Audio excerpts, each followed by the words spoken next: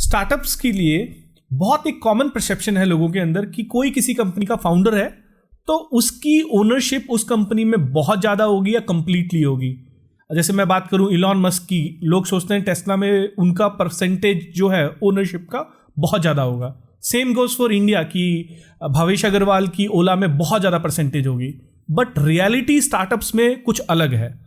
पहले मैं आपको नंबर्स बताता हूँ यूएस की कंपनीज के, और फिर मैं कुछ एक्सप्लेनेशन दूंगा, और फिर मैं आपको इंडियन कंपनीज के जो फाउंडर्स हैं उनकी ओनरशिप के बारे में बताऊंगा।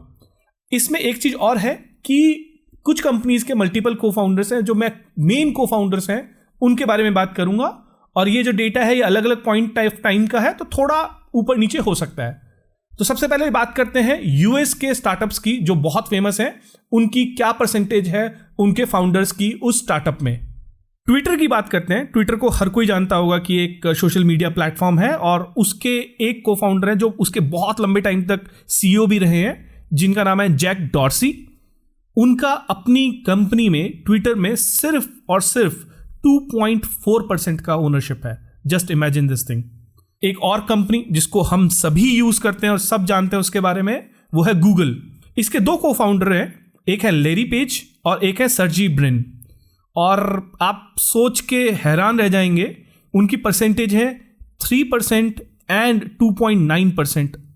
3% लैरी पेज की, 2.9 सर्जी ब्रिन की। और आप ये कमाल मानिए कि ये इतनी छोटी परसेंटेजेस में भी ये इनको मल्टी बिलियनियर बना देती है, क्योंकि कंपनियों का साइज बहुत बड़ा हो जाता है। अमेजॉन के जो फाउंडर हैं उनका नाम है जेफ बेजोस, और उनका अपनी कंपनी में सिर्फ 12.7% का स्टेक है।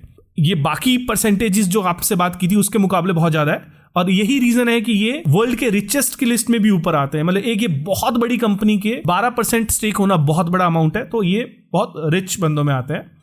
उसी तरह जो मेटा कंपनी है, जो अब पहले फेसबुक या इंस्टाग्राम कहलाती थी, उसके जो को फाउंडर है मार्क ज़करबर्ग, उनकी परसेंटेज अपनी कंपनी में है 12.8।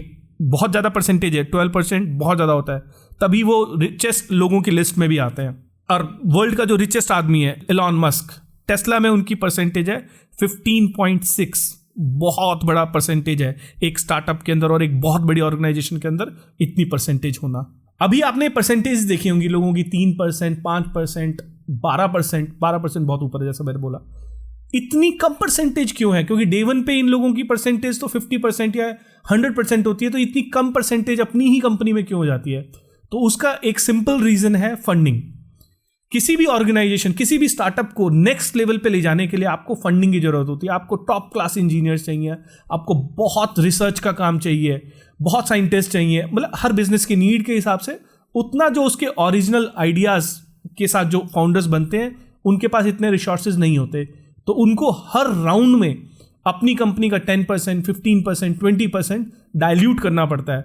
और जो आप फंडिंग के नंबर्स देखते हो, जिस तरह की जो स्टेजेस देखते हो, जैसे कि मैं बोलना चाह रहा हूँ pre seed, seed, series A, series B, series C, series D. अभी ओला सीरीज जे में चल रहा है। आप समझ के देखिए इतनी बार फंडिंग उठा चुका है, और हर बार वो 10 से 15% के आसपास डाइल्यूट करते हैं। तो मैं अभी इंडियन स्टार्टअप्स के बारे में बताता हूँ कि उनके ओनर्स जो हैं या फिर उनके जो को फाउंडर्स जो हैं उनके पास कितनी परसेंटेज है अपनी फाउंडेड स्टार्टअप्स का। सबसे पहले जोमैटो, इसके को फाउंडर हैं दीपेंद्र गोयल, और उनकी जो स्टेक है अपनी कंपनी में it is just 4.7%, nothing more than that. और अगले स्टार्टअप की बात मैं करता हूं ओला, जिसके फाउंडर हैं भवेश अग्रवाल, वैसे को फाउंडर है इसके। इनकी परसेंटेज है 7.9%। I would say it's a healthy percentage. ये एक अलग बात है कि लॉस मेकिंग फर्म है, जिस दिन ये प्रॉफिट मेकिंग हो जाएगी तो उनका जो रिचेस्ट लोगों की लिस्ट में बहुत ऊपर नाम आएगा, क्योंकि परसेंटेज बहुत अच्छी है। पेटीएम के जो को फाउंडर हैं उनका नाम है विजय शेखर शर्मा, जो उसके सीईओ भी हैं। उनका परसेंटेज है 8.9% पेटीएम के अंदर, and that is also very good percentage. और अगले जो दो स्टार्टअप्स हैं, those are kind of anomalies, मतलब उतनी परसेंटेज स्टेक बहुत रेयर है। नेक्स्ट स्टार्टअप की मैं जो बात करने जा रहा हूं वो है नाइका, और उसके जो सीईओ हैं फाल्गुनी नायर, और उनकी फैमिली, उनके पास 56% स्टेक है नाइका कंपनी का। तभी वो रिचेस्ट इंडियंस की लिस्ट में एकदम से टॉप की लिस्ट में आ गई थी जब ये नाइका ने आईपीओ किया था, क्योंकि उनके पास परसेंटेज फाल्गुनी नायर के पास खुद अपने कैपेसिटी में 23% के आसपास स्टेक है, like 1/4 of a company almost.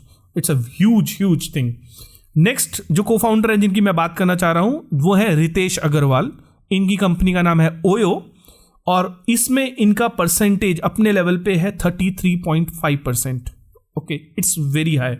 लेकिन अब इसमें एक क्वेश्चन बनता है कि इन्होंने तो बहुत राउंड की फंडिंग उठाई है, इनके पास इतना ज़्यादा स्टेक कैसे है? तो उसका रीज़न ये एक लौते ऐसे स्टार्टअप है, ओनर है इंडियन इकोसिस्टम में जिन्होंने अपने ही शेयर नेक्स्ट राउंड की फंडिंग में वापस परचेज किए हैं. तो इन्होंने पहले डाइल्यूट किया, फिर कहीं से कोलैटरल लेके किसी एक राउंड में परसेंटेजेस जो स्टेक है वो वापस खरीदा. तो ये लिस्ट है इंडियन स्टार्टअप्स की. इसी तरह के फैक्ट्स अगर आपको अच्छे लगते हैं और इस तरह की नॉलेज को आप और ज़्यादा लेना चाहते हैं तो आप हमारे इस चैनल को सब्सक्राइब करें और इस चैनल में हम स्टार्टअप रिलेटेड इन्फॉर्मेशन लाते रहेंगे. और मैं को फाउंडर हूँ एस फ्लुएंसी एप्लीकेशन का, तो आप हमारा स्टार्टअप भी चेक कर सकते हैं हमारी एप्लीकेशन डाउनलोड करके. फिर मिलते हैं नेक्स्ट वीडियो में. Till then take care, bye bye.